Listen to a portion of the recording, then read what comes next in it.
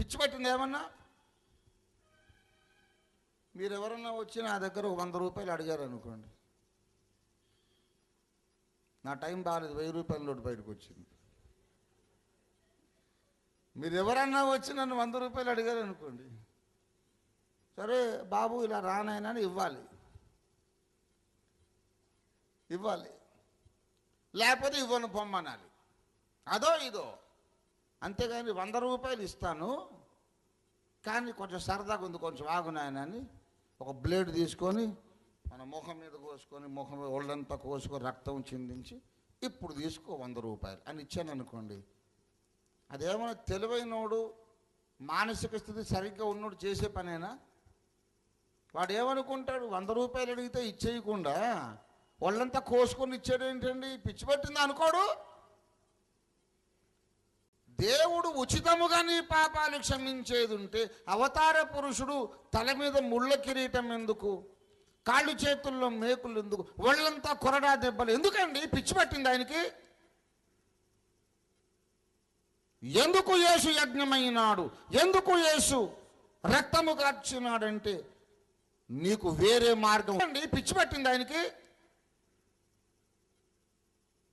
ఎందుకు యేసు యజ్ఞమైనాడు, ఎందుకు యేసు రక్తము కార్చినాడంటే నీకు వేరే మార్గం లేదు కాబట్టి.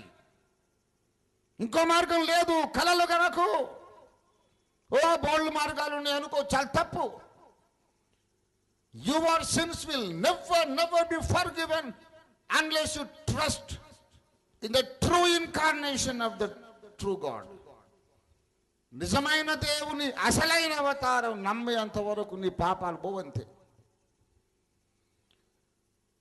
స్వర్గస్థుడైనాడని కళ్ళగంటూ నరకస్తుడైపోతాం.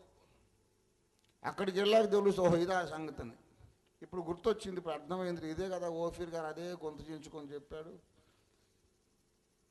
ఇప్పుడు గేటు తీయండి, నేను బయటికి పోయి బాప్తిస్మం పొందేదాను అంటే అప్పుడు తీరు గేటు. ఒకసారి నరకంలో పోతే ఇంతే సంగతులు. ఒకడు అన్నాడు, నరకం అంటున్నారు, మీరు చూసి వచ్చారా సార్ అంటాడు, ఎర్రి ముఖం వేసుకుని.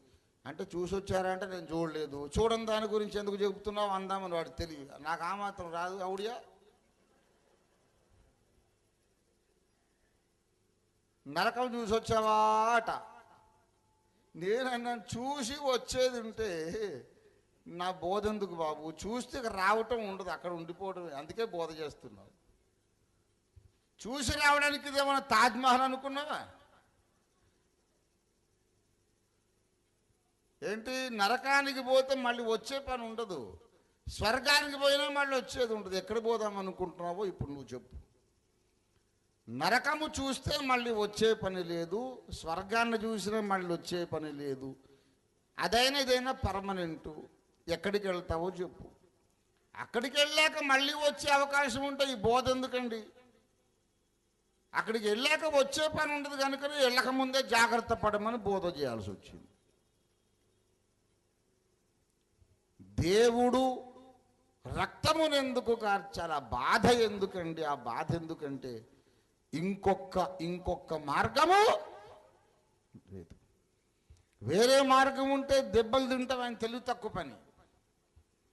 ఇంకో మార్గము లేదు కనుకనే ఆయన యజ్ఞమైనాడు.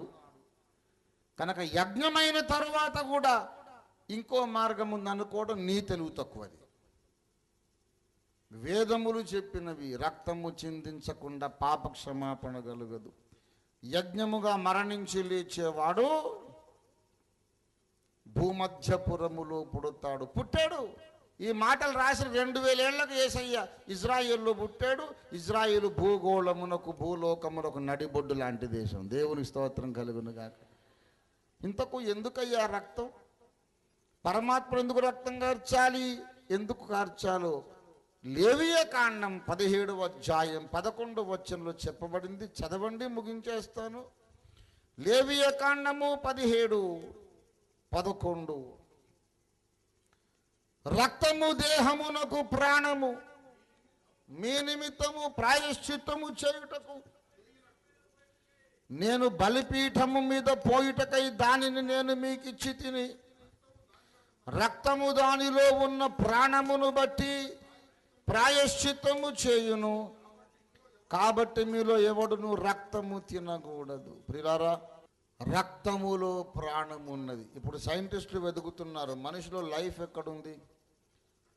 నరాల్లో ఉందా, కండరాల్లో ఉందా, గుండెకాయలో ఉందా, మెదడులో ఉందా, కిడ్నీస్లో ఉందా, లివర్లో ఉందా, ఎక్కడుంది లైఫ్ అని అందరూ వెతుకుతున్నారు శాస్త్రవేత్తలు. బైబిల్ చెప్పింది రక్తములో ప్రాణం ఉన్నది. రక్తము తనలో ఉన్న ప్రాణము చేత మీకు ప్రాయశ్చిత్తము